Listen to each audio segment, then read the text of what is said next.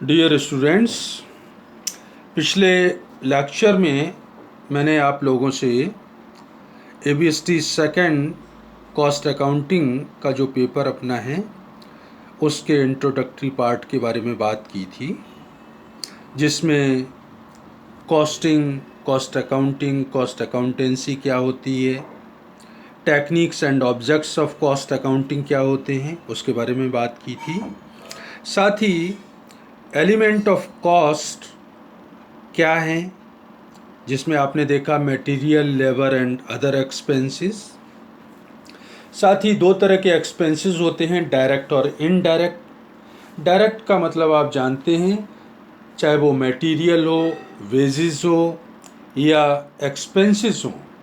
Direct उनको तभी बोला जाएगा जब वो किसी लागत केंद्र या लागत इकाई से संबंधित हों। डायरेक्ट उनका रिलेशन है तो वो डायरेक्ट एक्सपेंसेस कहलाएंगे, चाहे वो मटेरियल, लेबर या अदर एक्सपेंसेस के हों। और इनडायरेक्ट एक्सपेंसेस के बारे में मैंने आपको बताया था कि ऐसे व्यय, चाहे वो मटेरियल, लेबर या एक्सपेंसेस के हों, जिन्हें लागत केंद्र या लागत इकाइयों से प्रत्यक्ष रूप से आप संबंधित नहीं कर सकते हैं, परंतु उनमें अनुभाजित किए जा सकते हैं अथवा अवशोषित किए जा सकते हैं, एब्जॉर्ब किए जा सकते हैं, मतलब बांटे जा सकते हैं। डायरेक्ट उनमें आप नहीं बता सकते हैं कि कितना पैसा आपने मटेरियल, लेबर या अदर एक्सपेंसेस में किया है। वो चूँकि खर्चे डायरेक्ट नहीं होते हैं किसी पर्टिकुलर प्रोडक्ट या कॉस्ट सेंटर या यूनिट के लिए, उन खर्चों को इकाइयों में बांटा जाता है या सेंटर्स में बांटा जाता है। तो डायरेक्ट एक्सपेंसेस जो भी आप करते हैं वो भी मैं आपको बता चुका हूँ, वो कहलाते हैं प्राइम कॉस्ट। और indirect expenses means indirect material, indirect labour, indirect other expenses, इनको आप कहते हैं ओवरहेड्स। इन सब का योग या टोटल कहलाता है ओवरहेड्स। और आपने देखा था कि ओवरहेड्स तीन तरह के होते हैं। फैक्ट्री ओवरहेड, फैक्ट्री ओवरहेड्स का मतलब कारखाने से संबंधित जो भी इनडायरेक्ट मटेरियल, इनडायरेक्ट लेबर और इनडायरेक्ट अदर एक्सपेंसेस होंगे, उन सबका टोटल कहलाता है फैक्ट्री ओवरहेड्स या वर्क्स ओवरहेड या प्रोडक्शन ओवरहेड। तो फैक्ट्री से संबंधित इनडायरेक्ट एक्सपेंसेस की बात की थी। दूसरा था अपना ऑफिस या एडमिनिस्ट्रेटिव ओवरहेड, प्रबंधकीय व प्रशासनिक कर्मचारियों को वेतन सुविधाओं की जो लागत होती है, या ऑफिस वगैरह में जो मटेरियल काम में आता है, लेबर है, अदर एक्सपेंसेस हैं। तो ऑफिस से संबंधित जो भी इनडायरेक्ट एक्सपेंसेस होंगे वो कहलाएंगे office overhead. Selling and distribution से संबंधित जो भी इनडायरेक्ट एक्सपेंसेस थे वो कहलाते थे सेलिंग एंड डिस्ट्रीब्यूशन ओवरहेड्स। तो कॉस्ट को दो पार्ट में मैंने बांट दिया था, direct and indirect. Direct cost means direct material, labor and expenses, that is called prime cost.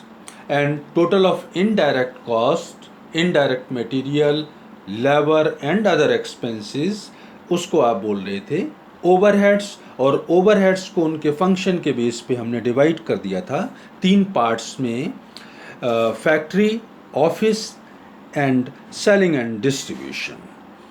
चूँकि कॉस्ट अकाउंटिंग में हम जो भी प्रोडक्ट बनाते हैं उसकी कॉस्ट का स्टेटमेंट तैयार करना होता है, तो किस तरह से आप उनका स्टेटमेंट तैयार करते हैं और उनके बारे में क्या एडजस्टमेंट और टेक्निकलिटीज़ हैं, उसके बारे में आज मैं आपसे डिस्कस करूंगा। तो आज का जो पॉइंट ऑफ डिस्कशन मेरा है वो स्टेटमेंट ऑफ कॉस्ट, लागत विवरण जो बनाते हैं, लागत विवरण पत्र का फॉर्मेट क्या होता है उसके बारे में बात करनी होगी। मटेरियल आप परचेज करते हैं और उसको कंज्यूम करते हैं तो उसको किस तरह से कैलकुलेट करते हैं।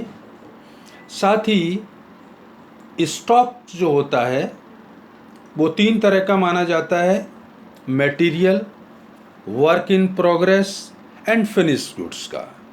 तो मटेरियल के स्टॉक के बारे में तो मटेरियल कंज्यूम्ड में ही बात हो जाएगी। Work in progress and finish goods के स्टॉक के संबंध में क्या प्रोविजंस हैं उसके बारे में मैं आप लोगों से चर्चा करूंगा। फिलहाल स्टेटमेंट ऑफ कॉस्ट का फॉर्मेट क्या होता है वो स्क्रीन पे आपके सामने है। तो स्टेटमेंट ऑफ कॉस्ट में आप देखिएगा, फर्स्ट पॉइंट में लिखा हुआ है मटेरियल, डायरेक्ट मटेरियल परचेज्ड और मटेरियल कंज्यूम्ड। जो भी आपने डायरेक्ट मटेरियल खरीदा है, डायरेक्ट का मतलब किसी प्रोडक्ट विशेष के लिए, किसी कॉस्ट सेंटर विशेष के लिए, किसी उत्पादन इकाई के लिए जो खरीदा गया मटेरियल है वो आप लिखेंगे। और मटेरियल कंज्यूम्ड उसके बारे में राइट साइड में आप देखिएगा, note number first, material purchase कैसे निकालेंगे। जो भी आपने रॉ मटेरियल परचेज किया है उस मटेरियल को लाने के लिए कैरिज इनवर्ड, ऑक्ट्री, चुंगी, कस्टम ड्यूटी, सीमा शुल्क, जो भी आपका खर्चा हुआ है मटेरियल की कॉस्ट प्लस अदर एक्सपेंसेस जो आपने किए हैं, इसमें से इन पॉइंट्स को मैं घटा दूंगा। किस किस को? Purchase return, sale of normal waste in transit, रास्ते में माल टूट फूट हो गई उसको बेच दिया आपने तो जो पैसा मिला है, और लेस कर दूंगा distributed in charity and donations.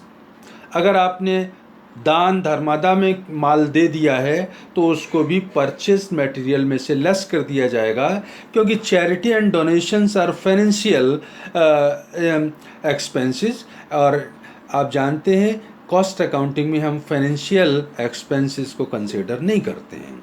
तो इस तरह से मटेरियल परचेज अगर आपको निकालना हो तो रॉ मटेरियल में कुछ आइटम जोड़ देंगे, कुछ को लेस कर देंगे। साथ ही मटेरियल कंज्यूम्ड निकालना हो तो उससे आगे का प्रोसेस हो जाएगा। मटेरियल परचेज जो आपने किया है उसमें opening stock of raw material जो आपके पास होगा उसको जोड़ दूंगा और लेस कर दूंगा closing stock of raw material. तो इस तरह से मटेरियल परचेज और मटेरियल कंज्यूम्ड आ जाएगा। साथ ही डायरेक्ट लेबर और वेजेस जो भी आपने किए होंगे स्टेटमेंट में आप देखिए, उनको भी मैं लिख दूंगा। अदर डायरेक्ट और चार्जेबल एक्सपेंसेस उनको भी जोड़ देंगे। तो इस तरह से तीनों ही direct expenses, material, labour and expenses को जोड़ देंगे और वो टोटल आप जानते हैं कहलाता है प्राइम कॉस्ट। अब जो प्राइम कॉस्ट है उसमें मुझे ऐड करना होता है वर्क्स और फैक्ट्री ओवरहेड। फैक्ट्री से संबंधित जो इनडायरेक्ट एक्सपेंसेस हैं, इनडायरेक्ट एक्सपेंसेस फैक्ट्री से संबंधित कौन से होंगे? फैक्ट्री से संबंधित मटेरियल, लेबर एंड एक्सपेंसेस, उनको आप जोड़ देंगे तो बैलेंस जो आएगा वो कहलाएगा फैक्ट्री कॉस्ट और वर्क्स कॉस्ट। फैक्ट्री कॉस्ट में उत्पादन के बाद ऑफिस वगैरह का खर्चा होगा तो ऑफिस और एडमिनिस्ट्रेटिव ओवरहेड जोड़ दूंगा। तो बैलेंस जो होगा वो कहलाएगा कॉस्ट ऑफ प्रोडक्शन, उत्पादन की लागत। उत्पादन करने के बाद अब माल को बिक्री करने और वितरण के लिए आपको कुछ इनडायरेक्ट एक्सपेंसेस करने पड़ेंगे। तो अब आप बिक्री और वितरण के इनडायरेक्ट एक्सपेंसेस को जोड़ेंगे तो जो बैलेंस आएगा वो कहलाएगा टोटल कॉस्ट या टोटल कॉस्ट ऑफ सेल। जो आपने प्रोडक्ट तैयार किया है उस पर डायरेक्ट और इनडायरेक्ट टोटल कॉस्ट कितनी हुई है। डायरेक्ट कॉस्ट तो direct material, labour and expenses हो गया।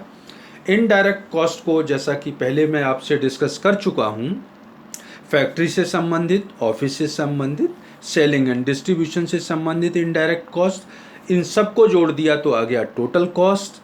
अब आपका जो सेलिंग प्राइस होगा उसमें से टोटल कॉस्ट को लेस कर दूंगा तो बैलेंस आ जाएगा प्रॉफिट ऑन सेल और कॉस्ट प्राइस विचएवर।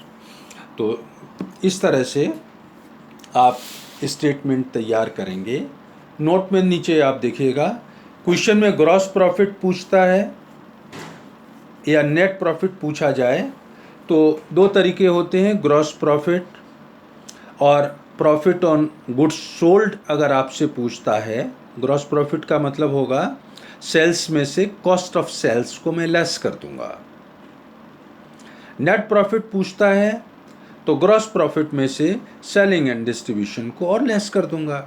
इसका मतलब ये हुआ कि ग्रॉस प्रॉफिट जब आप निकालते हैं तो उसमें से आप कॉस्ट ऑफ सेल्स को लेस कर देंगे सेल्स में से, और नेट प्रॉफिट निकालना है तो ग्रॉस प्रॉफिट में से सेलिंग एंड डिस्ट्रीब्यूशन के ओवरहेड्स को और लेस कर दीजिएगा।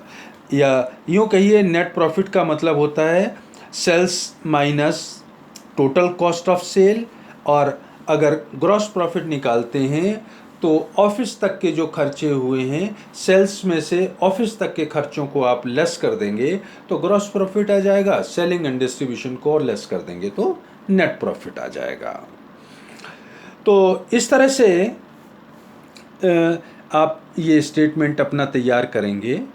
राइट साइड में दो नोट तो मैं आपसे डिस्कस कर चुका हूँ, क्योंकि तीन तरह का स्टॉक होता है, एक तो मटेरियल का, दूसरा वर्क इन प्रोग्रेस का, और तीसरा होता है फिनिश्ड गुड्स का, तैयार माल का। मटेरियल का स्टॉक का एडजस्टमेंट तो पहले ही हो चुका है। थर्ड नोट में आप देख रहे हैं stock of work in progress, जो अर्ध निर्मित माल है। अर्ध निर्मित का मतलब मटेरियल, लेबर वगैरह तो लग गया है उस पर, लेकिन अभी ऑफिस और बाकी के खर्चे जो सेलिंग डिस्ट्रीब्यूशन के हैं वो उनको जोड़ना है, तो अभी कंप्लीट नहीं हुआ है, इन प्रोग्रेस है। तो वर्क इन प्रोग्रेस जो होता है, अर्ध निर्मित माल, उसका समायोजन दो जगह होता है। अगर आप चाहें तो उसका समायोजन प्राइम कॉस्ट मूल लागत पे कर सकते हैं, और चाहें तो फैक्ट्री कॉस्ट पे कर सकते हैं।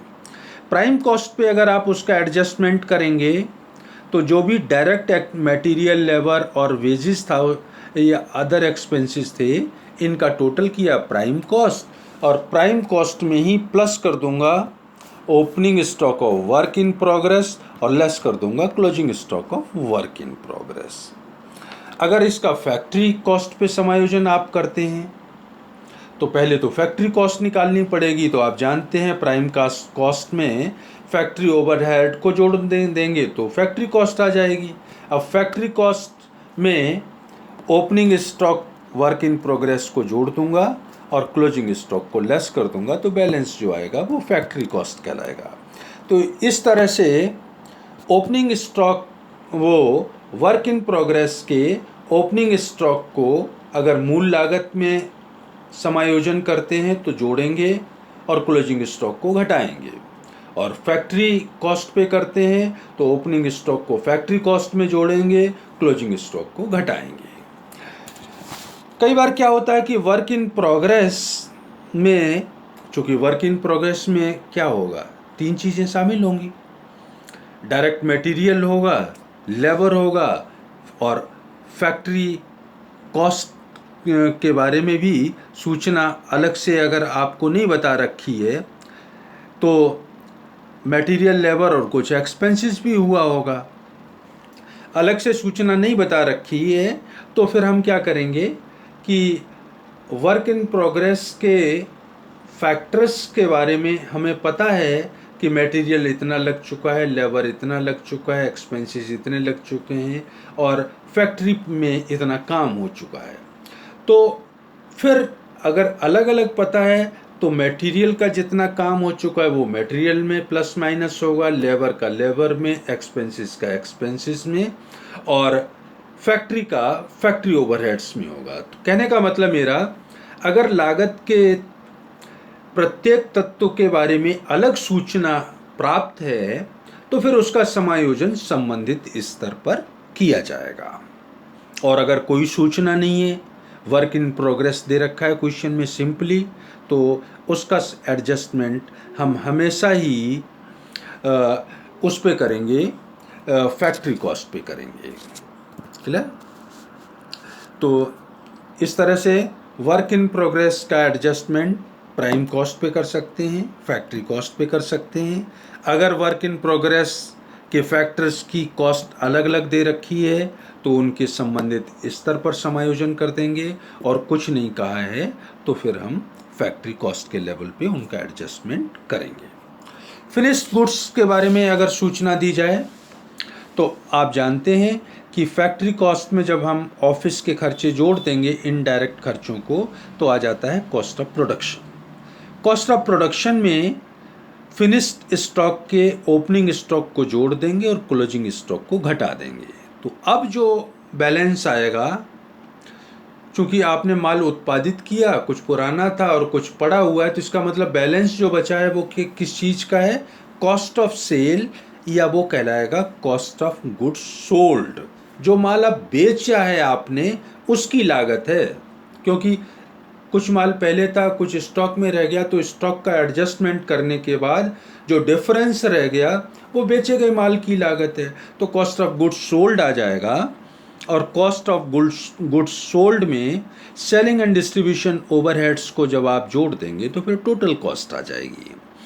तो अगर क्वेश्चन में फिनिश स्टॉक का ओपनिंग और क्लोजिंग स्टॉक नहीं दे रखा है, तब तो कॉस्ट ऑफ प्रोडक्शन जो आप ऑफिस ओवरहेड जोड़ के निकालते हैं उसमें सेलिंग डिस्ट्रीब्यूशन ओवरहेड्स को जोड़ देंगे तो टोटल कॉस्ट हो जाएगी।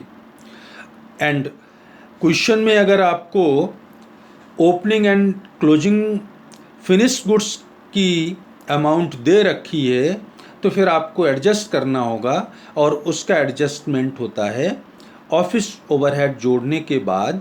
मींस कॉस्ट ऑफ प्रोडक्शन में ओपनिंग स्टॉक को जोड़ेंगे, क्लोजिंग को घटाएंगे तो कॉस्ट ऑफ गुड्स सोल्ड आ जाएगी।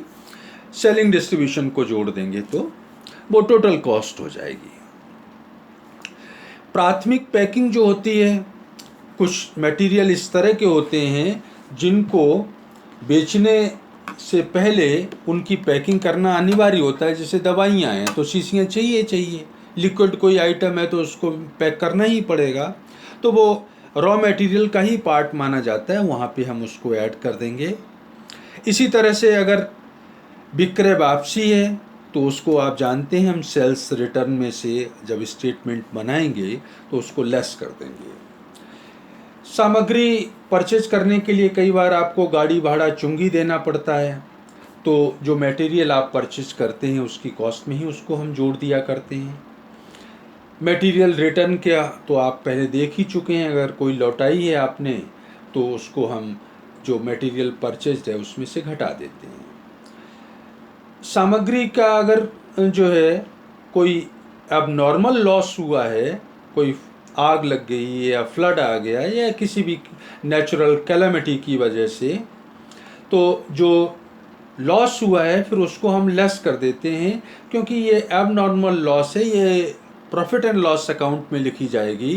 कॉस्ट अकाउंट्स में अगर आप उसको दर्ज कर लेंगे तो पिछले और इस साल के फिर जो आपके अकाउंट्स हैं उसमें डिफरेंस आ जाएगा और उसको आप कंपेयर नहीं कर सकते हैं, क्योंकि वो अब नॉर्मल लॉस है। कई बार डिफेक्टिव यूनिट्स होती हैं, उनको आप बेच भी देते हैं, तो या वेस्टेज के रूप में होती हैं तो उनको आप बेच देते हैं, लेकिन सामान्य हानि के रूप में अगर वेस्टेज या स्क्रैप को बेच दिया तो मटेरियल की कॉस्ट में से कम कर दूंगा। अब नॉर्मल है तो फिर उसको नहीं घटाता हूँ, क्योंकि अब नॉर्मल तो फिर cost and profit and loss account में से ही लेस हो सकती है।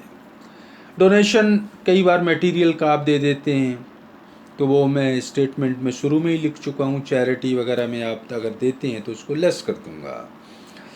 और एम्प्लॉइज़ का कई बार क्या होता है कि वेतन का कुछ तो हम भुगतान कर देते हैं, कुछ आउटस्टैंडिंग होता है, तो आउटस्टैंडिंग को भी सैलरी में ही हम जोड़ देते हैं और टोटल वेजेस कैलकुलेट कर लेते हैं। तो इस तरह से कुल मिलाकर के ये जो स्टेटमेंट मैंने आपसे डिस्कस किया है, ये स्टेटमेंट, ये जो चैप्टर अभी एलिमेंट ऑफ कॉस्ट के लिए तो है ही है, आगे एक चैप्टर आएगा अपने यूनिट कॉस्टिंग का, वहाँ भी सेम इसी पैटर्न पे इसी स्टेटमेंट में यूनिट कॉस्टिंग में यूनिट्स की हमें कॉस्ट कैलकुलेट करनी होती है।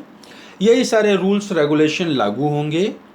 तो जो पिछले लेक्चर में मैंने आपसे एलिमेंट ऑफ कॉस्ट के इंट्रोडक्टरी पार्ट के बारे में बात की थी, आज मैंने आपसे उसके प्रैक्टिकल एस्पेक्ट के बारे में बात की कि स्टेटमेंट ऑफ कॉस्ट का फॉर्मेट क्या होता है, different items in cost statement को आप कैसे शो करते हैं और उनके बारे में क्या प्रोविजंस हैं, क्या रूल्स हैं, किस तरह से आप उनको शो करेंगे, ये चर्चा आज के लिए की है। इसके बाद अब मैं आप लोगों से इस चैप्टर के एक दो न्यूमेरिकल क्वेश्चन या एग्जाम्पल के बारे में बात करूंगा।